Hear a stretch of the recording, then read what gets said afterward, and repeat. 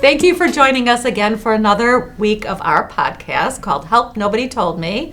I am Jasmine Shapiro, and this is my partner, Shannon Johnson, and we're realtors with Berkshire Hathaway Home Services. So today we have joining us, we've been promising you veteran content, so here we go. We have with us joining us today David Piatek. Yep. He is a veteran, as well as, are you still in the reserves? Yeah, I'm still serving in the National Guard. All right, so he's in the National Guard, and he specializes in VA loans. He's also a instructor for the National Association of REALTORS for the Military Relocation Professional Instructors course. So he teaches that as well. So he's well versed in all things considering VA loans. We wanted to put a little different spin on this, so we brought one of our favorite clients, Adam Shaw, with us.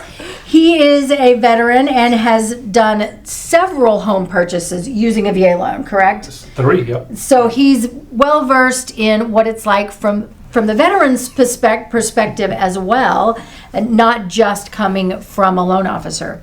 So that's what we're talking about today.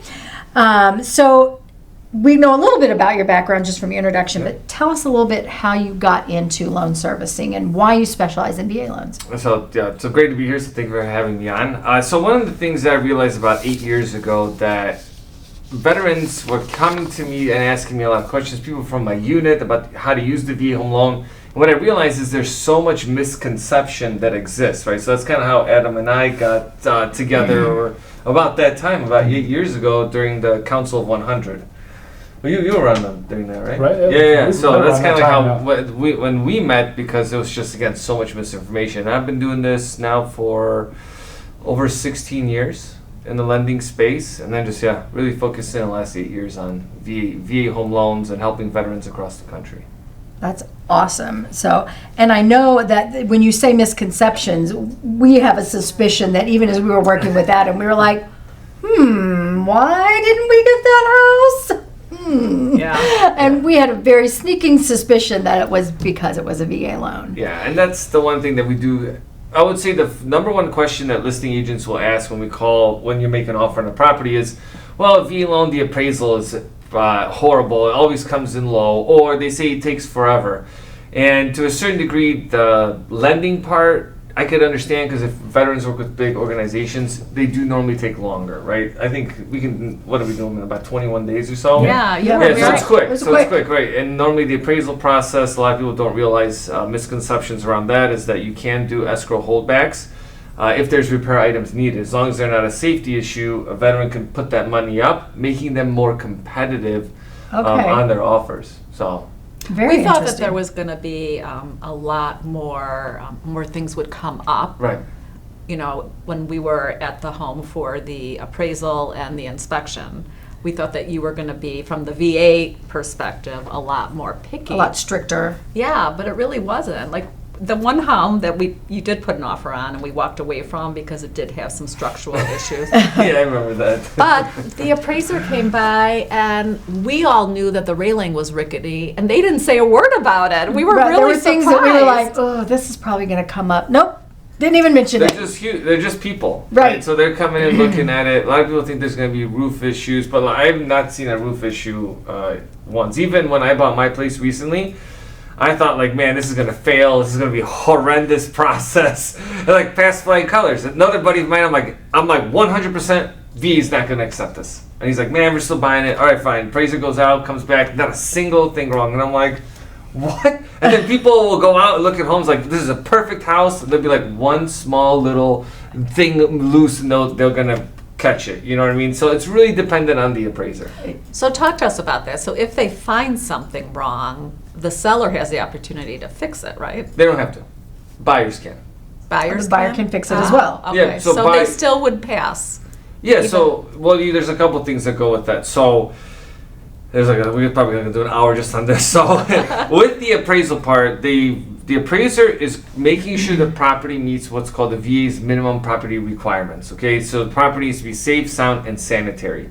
If there is a safety issue, let's say missing handrails or peeling, let's use missing handrails. Let's say they note that on the appraisal. The sellers have opportunity to fix it because normally people will submit to them to say, hey, can you guys fix this? They come back and say, we're not doing this. We are selling this as is.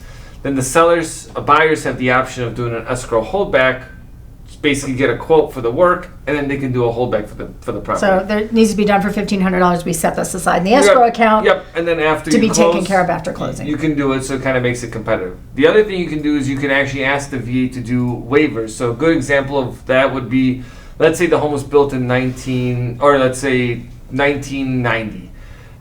If there was peeling paint on the property, since it was after 1978 lead paint based act, then they can ask the VA for a waiver and they don't have to do the repairs. So like, there's ways you can do that. And then the other part is that let's say there's a structure on the property like a barn or a garage or a shed that's dilapidated and the VA is making you repair it. Well, technically what you can do is you can request that the appraiser remove the structure completely. Now you lose value on it, but then you can still proceed without fixing it. So there's different ways to... There's workarounds. I think that's a big things that you can do. misconception. Huge. And I think that sellers right away see VA loan. Yeah. There's going to be a lot of red flags. We don't want to bother, especially in this multiple offer market that we're in. Yeah, I think having had 3 VA loans, I haven't had one of them come back and say something needs to be fixed. Not one time in all 3 loans. And the appraiser always came back with basically what we had offered.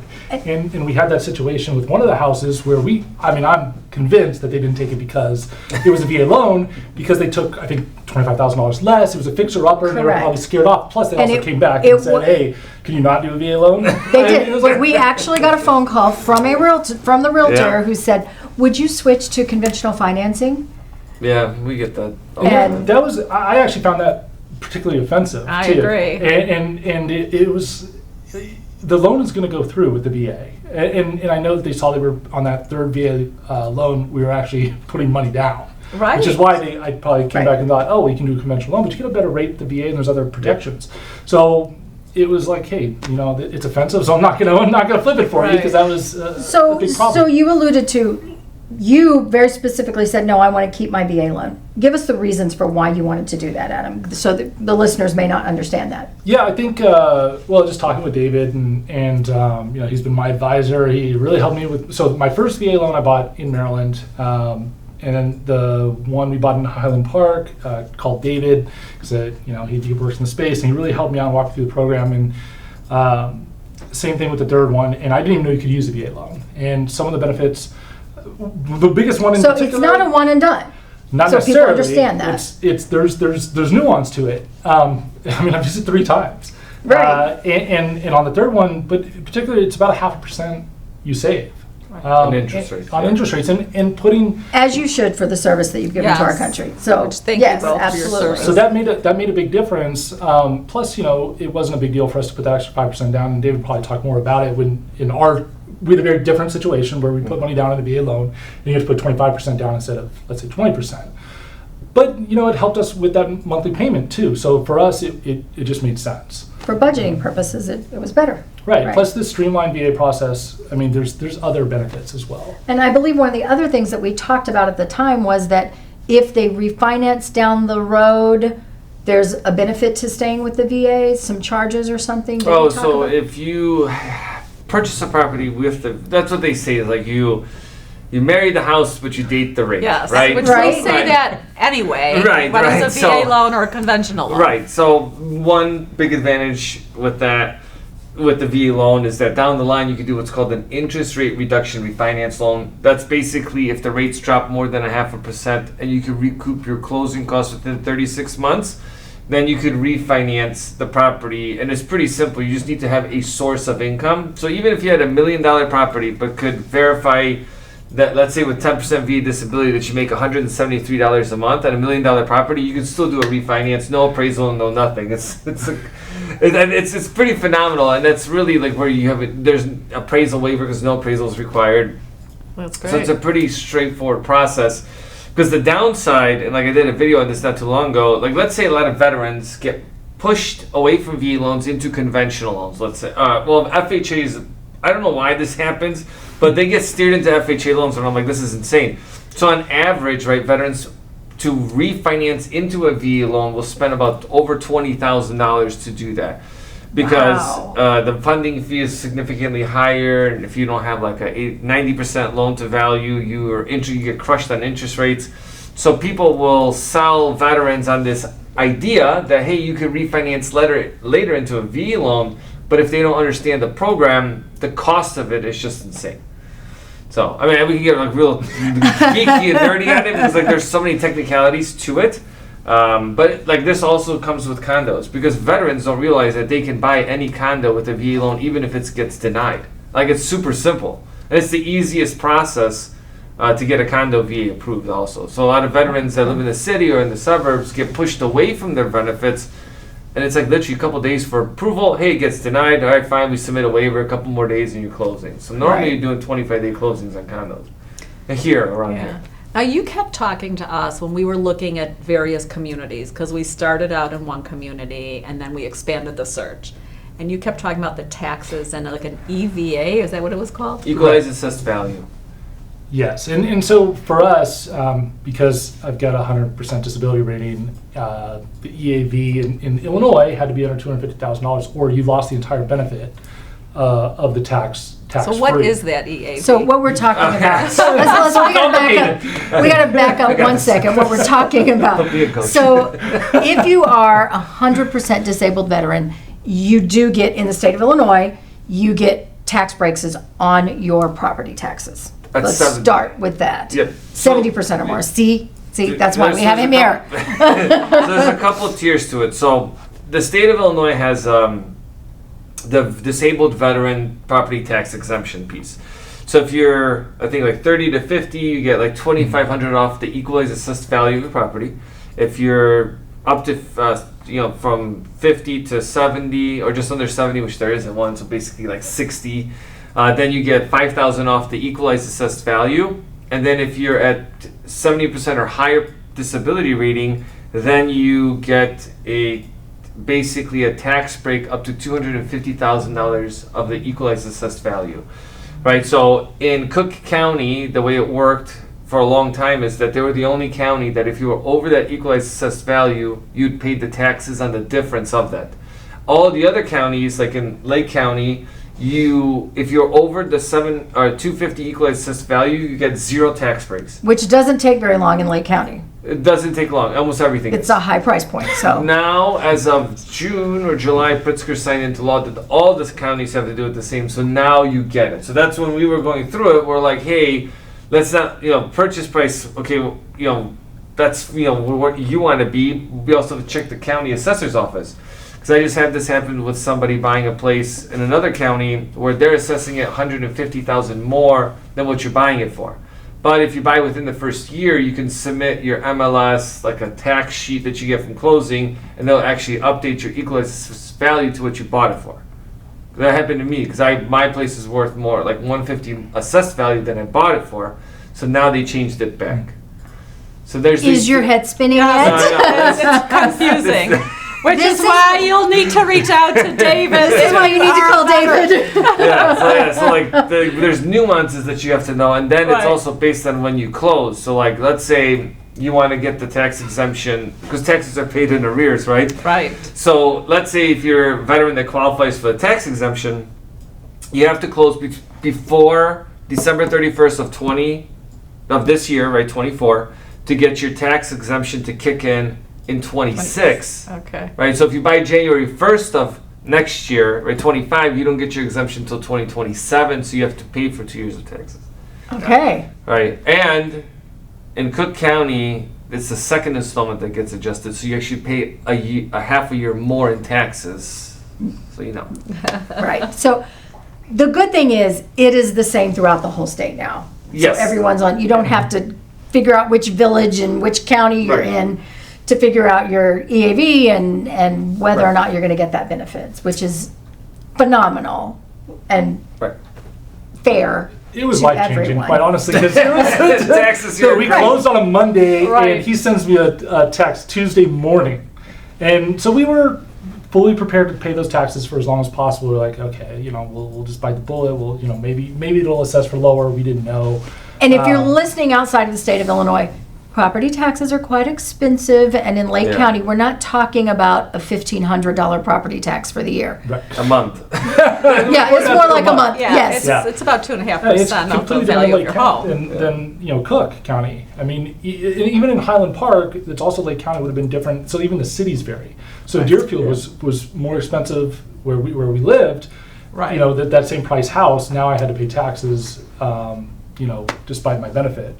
But luckily they did change the law, which was a fairly old law, and we did, you know, I talked to Yeah. and I looked in the news, and you could see that, I mean, this law was created in 2014, obviously property values have increased, so they had to do something. Also, it's a little unfair that if your property value is over that limit, that all of a sudden you lose your entire benefit. Right. So it made a lot more sense that the rule that they came up with, The difference. the difference. So it was good. So, August 17th, we have this new accredited buyers or exclusive buyers agreement now that buyers need to sign if they want to go and even view a home. How does that affect? Well, what that means is that as a realtor, we can't even show a home until we have a buyer's agreement with our client. And normally in that buyer's agreement, it states what they are willing to pay us if the seller will not pay compensation to the buyer's agent, the realtor. So prior to this, the VA did not allow veterans to pay their buyer's agent. Correct. So they had to at least come up with a temporary fix, because the first concern was, okay, what are we doing to our veterans who have served our country? We're now excluding them from being able to even sign an agreement with an agent. So what does that look like now? So as of August 10th, the VA came out with a temporary Right. lift, basically saying before, like, the veterans were not allowed to pay any real estate commission fees. Now they are, but it was also... Congratulations, now you can pay. You served our country, now you But you know what? Well, I can talk to different pieces of this as I do it across the country. But yeah, so they came out with this temporary piece. They're going to kind of assess it and see how it goes. And this is also for contracts dated on that date and on, because if you have a contract signed before that, then Right. it's not honored. So just Right. people be aware of that. The other thing is that I haven't seen anybody. Oh well, we just saw somebody. They brought in 0.5%. So It's happening. Yeah, it's happening, but I haven't seen someone come with the full amount. At least where I've worked. It depends on how competitive it is, but yes, we're seeing a little bit of everything in the field right now. This is We're not just starting in to see it. Illinois. This is across the country. That's across the country, yes. And so now, is it going to move forward? The veterans are going to be allowed to. They are. They already are. Okay. Yeah. So They're- any new contracts being signed after the 10th of August, they're fully effective. Okay. And it can't be in your loan, but however, there are ways to move your financing around to allow a buyer to be able to absorb that amount. Yeah. Maybe lower their down payment and different things like that they can Yep. do to figure it out. Yeah. It's definitely. Again, that's why you need a good loan officer Yeah. that knows how to. But there's Make a lot that of happen for you. navigation pieces to this because you're trying to figure out how the whole piece works. But again, depending on the market that you're in, like you mentioned, it's going to dictate that, right? So I would say, worst case, you want to be ready for that. Best case, you're like, hey, it was paid. We'll hit the casino. Fine. Call me first. We'll go together. Right. So when you just start working with a first-time home buyer who's a veteran, what kind of advice do you tell them? Well, everyone's situation is different. I'll tell you that, right? No matter how you may think someone's situation may be similar to yours, it's not. And we talk about a lot of that online because people, it's good when you have general questions like getting educated online and doing your own research, but you really need to sit down with someone to go through your finances, understand your do you have a disability rating, how is that going to impact you qualifying for the home loan. And also the downside is a lot of veterans, 30 to 40% of veterans disqualify themselves from using the VA loan when they could actually qualify.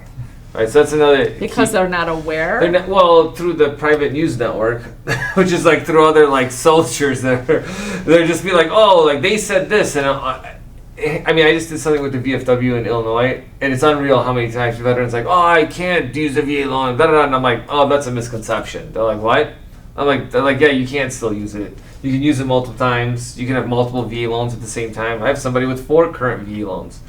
So it just really depends. So that's something for our listeners to be aware of, that many veterans don't know this. Right. Yeah. And then, once you learn the benefits of it, right? So that's kind of like for first-time home buyers, there's really 3 parts to my mind to a transaction. There's the eligibility part. Are you actually eligible to use your VA loan? Because surprisingly, there are veterans that are not, right? Hey, Really? I got out too early. I thought I got a medical discharge. I didn't get one. Like, that's a common one. Or like they had, like, during different administrations, they had a stand down where you can get out early so they wouldn't have to pay you. So then veterans don't qualify. So you have eligibility. Then you have qualification, right? Do you meet the credit collateral capacity to be able to use the VA loan? And that's where a lot of veterans get stuck. Credit might not be the best, income, or it might be for money for closing costs, something similar to that, right? And then you have the real estate component to it. And also being able to live in the area, afford it, taxes, tax breaks. And then we also, if they don't have VA disability, we always say, like, you're a veteran, there's probably something wrong with you. You should probably go get it checked out. I can say that because I'm in it. I had a guy, I was down south somewhere, and the guy's like, I'm like, have you filed for your disability? He's like an older guy, and he's like, no. He's like, well, I was in Vietnam, I got shot twice in the head. And there's nothing wrong with you. Nothing wrong with you. I'm like, all right, man. And then you can survive. I mean, my grandfather was shot through the head during World War II, and he survived. But that's a different type of story. But like, so there are veterans that don't feel that they qualify. Well, no, I think for the disability part, they don't want to maybe be labeled as disabled veteran, or they feel like they're taking away from other benefits, but they're not. Like, they've already set the money aside. Like, you just have to go in and get your benefits.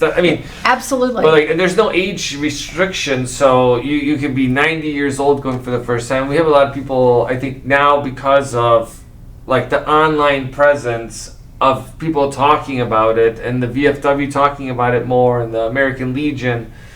Let me give you a good example of just not knowing things. In 2020, so I had a VA loan in Maryland that we bought in 2013, so I didn't think I had any eligibility. I called him and I'm thinking, well, I got to refinance that other one into a conventional so I can use the VA. He goes, no, you can buy it right now. He goes, you have this much left. You can literally buy it right now. We were renting the house that we were in, and within 3 months we owned it. Or 2 months. I mean, it was really easy. I called the landlord and said, hey, you still want to sell it? Because he was renting, and but it was calling David and just asking the wrong question. Hey, let's switch to a conventional loan. He's like, you don't have to do that. You've got this eligibility, and I'm under a different VA loan than I have like the classic one that's not unlimited. Because there's always different sets of rules. Right, there's 2 different. Yeah, that's a whole different thing. But they've changed the rules since, where you can basically buy an unlimited amount, and mine was capped at a certain amount of benefit. So I thought that's why I thought I had to switch out of it. But he's like, no, you do it right now, and we did. And I owned that house within a few months, and now we've got a lot of equity in it, and it's a rental property for me. Right, and that's one of the smart things that Adam and his family has done is, as they have moved and bought new homes, you've kept the other home as an investment property and rented out. So you now have 2. We have 2 rental properties. 2 rental properties and a beautiful new home. And the rent covers more than the mortgage. Right, then it kind of trickles down. And it trickles down into the current, and we use that as an example. Like, hey, we're going to make this much more money, so we'll just take this off of this, and so it'll balance out. And leverage assess like what the interest rate is by Then even the third one after I use there is the too. ability to, as you move through the process, to invest in some, turn some of those homes into investments. It can be used that way. Absolutely. So another probably misconception that I have to live in it, or I'm not going to be able to get the benefit. There's no minimum time limit. You have to live in a property. Most people think I have to live there for a year or 2. Just be like my primary residence. Or so you can turn it into an investment. The only thing that really changes is you lose your tax exemption if you have a tax exemption, and your taxes may go up a little bit because you lose your homestead exemption. Right. So David, would you say that any veteran who is thinking about purchasing a home, they really should reach out to a VA lender first, and then because it doesn't there's no fee for you to call and be like, hey, can I pick your brain? We do that all the time because people call us we do a lot of stuff on YouTube, so people will reach out to us, and they're like, hey, I just want to figure out if this is something I can do. And also, the further out, the better, right? If someone's like, I bought a house and woke up and bought a house, like legitimately. I was just planning on buying a house. I was sitting in bed. You are our dream client. I'm like, hey, we have a house, wife, look. And then we go look at it, make an offer, and we get it that day. And I'm like, we weren't even planning it. But I'm in the business, so it's okay. Yeah. I know my finances. So, but the key, I think, for veterans is 6 months to a year out is really where you want to be. Like, hey, if I'm making a power move, can I do it? And if I'm not there today, what do I need to do? Exactly. And like, I've had people... But that's good advice for any buyer. It's good for any buyer, yeah. But I would say, like, I've had people, like, I'd be like, hey, man, you're short X amount of money. And they're like, okay, well, I'm going to go get a better job. And, like, no joke, like, they'll go find a job within, like, 2 weeks. And I'm like, that's all you needed? Motivation? Like, I'll be your coach. Put me in. So, yeah, so it's interesting. But, yeah, like, the further out, because, like, you know, maybe you have to save money for closing costs or especially in a competitive market. Right. Are you going over over the purchase price? Do you have money to come up with the difference? What if it doesn't appraise? Right, if it doesn't appraise, you know, are you going to cancel a deal or not? Do you appraise? Do you waive your appraisal contingency? Financing contingency? So there's a lot of things that play into that. Of course. So Adam, so you were in the Army for 20 years? 20 years, yep. 20 years. To the dot. To the Almost dot. exactly. Deuces. The least amount of time I could be in before I actually retired at 20, yes. I actually joined November 8th, 2000, and then retired at the end of November of 2020. So, And how did the two of you meet? downtown, I was doing community relations for the Army, so I got to go to a lot of events. He was doing a lot of... Don't even say that. You had a sweet deal. My last duty assignment was downtown Chicago, doing community relations for the Pentagon. So we were... You used to go to games, like hockey games, football games. That's what you were telling us you go to all kinds of... flyovers. And other things. But I was also working with business leaders and government leaders, and he was going to a lot of events. I mean, you were at the Soldier Field Veterans Day ceremony, which I'm emceeing next week. Oh. I've been emceeing that for 7-8 years now. Okay. Same with the Memorial Day Parade. So we met just Fun. doing veteran events downtown. And we both just kind of happened to move out to the suburbs. So. Thankfully. Yes. So that's how we met. So yeah, it was about 8 years ago when we met, and then in 2020 is when I called him up, said, "Hey, let's work together." Yeah, I got an idea. He's like, "That's a bad idea. Let me give you a better one," and it worked out. There you go. But he also kind of planted that seed of, okay, if you could actually use it again, right? But you have to put down 25%. So I knew that the difference. So let me clarify because what you mentioned.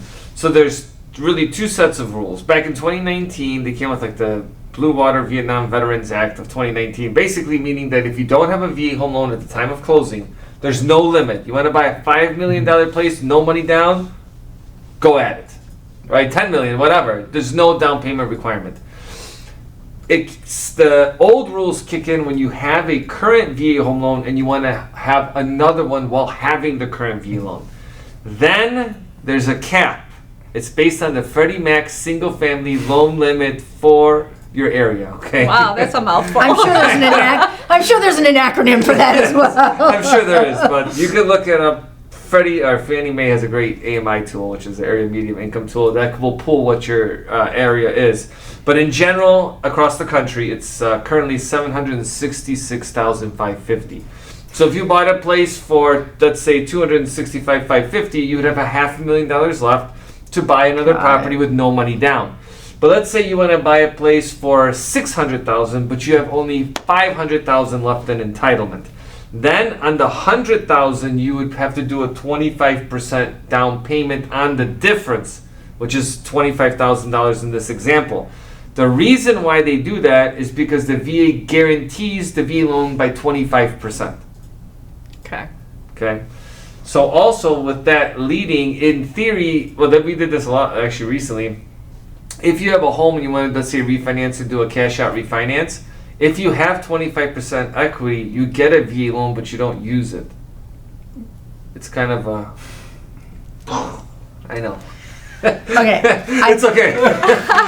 like, I feel like I need to go take your military Right. relocation professional class just to understand Understand it. what I you know, just it's a lot. said. I mean, like that one is good because when I teach it, like I know the whole process. So then we Right. go through everything local, national, what resources you have, and all that. And you've been doing this a long time. It's been a hot minute, yeah. Yeah. So obviously it just rolls off your tongue. Yeah, actually, he's a great resource, and having used him twice, I mean, both went pretty much Yeah. flawless. There's like no problems. They have been flawless. It has been great. So when you talk to someone who's knowledgeable and they walk you through it, it does sound like a lot, but I mean, he dumbs it down for people like me, and it's like very Yeah, basic. we don't have to talk like Yeah. that because then people would just be like glazed over. I can feel it on the phone. Just like, But I don't know, just I please do think this. any buyer, though, you know, especially first-time home buyer, or we're referring to people who maybe hadn't bought a house for 20 years, Yeah. is kind of like a first-time home buyer. Yeah. You know, things have changed in 20 years. Absolutely. I think So- anytime after 2000, the whole process was different. Like you don't use Right. we use loan estimates and CDs. We don't use the whatever we had. I looked at one not too long ago. I'm like, dude, no wonder people were so confused on what they were buying because it was confusing. So Well, so the moral of the story is talk to an expert. talk to an expert. The same thing goes Always. on the real estate side. Yes. Is that they really need to understand the product and how to present it. So when I talk to people across the country, it's your team. It's just like being in the military. You have Yes. your team, your squad that works hopefully with you, and you get along with them. Don't work with people you don't get along with. People do it for whatever reason. Vet your referrals. Yes. Because sometimes people refer people that are not good. Yeah. So, but make sure you interview people, but they really need to. It's a two-part. Let me back up. Where I find most success is when the buyer's agent truly understands the program and the benefits, to know that, hey, if there's issues with the appraisal, hey, that's not a big deal. We can do something about it.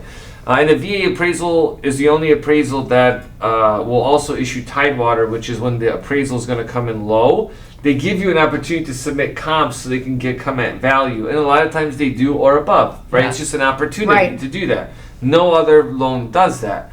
And then when you're making offers on property, CCing the loan officer, it should be available 7 days a week, like 7-Eleven, Yes. always open, but not always Just doing like business with realtors. people. Right, that's how it should be.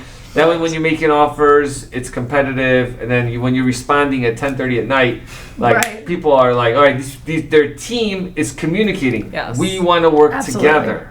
And we say that all the time. Right. We have a team, attorneys and lenders and inspectors and, carpenters and painters and you name it. It makes Because life easy. you need Right. that. But Yeah. to your point, it has to be people that I would use my own home. Right.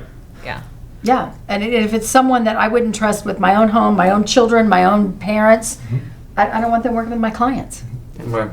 That's the bottom line. I don't know if I'll have to paint and watch the kids. Plumber for sure not. I got a good plumber, but not the kids. Not the kids.